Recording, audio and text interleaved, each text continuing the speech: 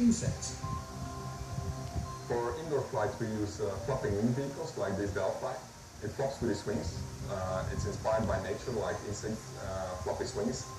And it only weighs 17 grams, so all the sensors, even the camera, which streams images to a ground station, total weight is 17 grams.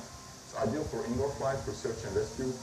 If the building is collapsed, you can fly this Delphi into the building and look for people that has to be rescued. Flying robots can take inspiration not just from the morphology of insects, but also from their behavior. Swarm intelligence allows for the production of several low-cost vehicles, not very smart individually, but capable of astonishing group results through data sharing. There are many examples of swarm intelligence in nature. For example, you have swarms of bees that can locate more efficiently an area where to make a nest.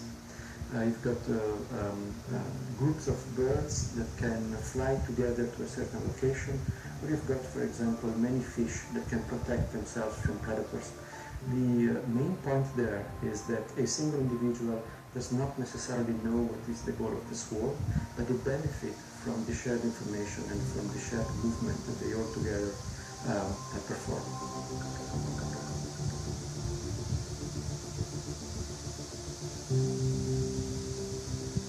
Also inspired by nature is a completely new paradigm for flying robots, in which collisions are no longer considered a risk or a nuisance, but an advantage. When people design flying robots, their main concern is to avoid obstacles and to avoid any collision. But unfortunately, even if you have the best sensor, sooner or later it will collide. If you look at a flying in a house, very often it collides with the windows, for example. And while our drones typically, once they have a collision, they crash and that's it. Flying insects and birds even, they can easily continue to fly. So we have conceived again the concept of what a flying robot is. And we are at the moment designing a new type of robot, which is designed to withstand collisions and to even exploit collisions. In order to do that, we take inspiration from nature again. We provide these robots with a cage, with a flexible cage, just like the exoskeletons of insects. These exoskeletons allow insects to absorb huge impact. So we design our frames for our cage, for our flying robots, so that they can absorb huge collision.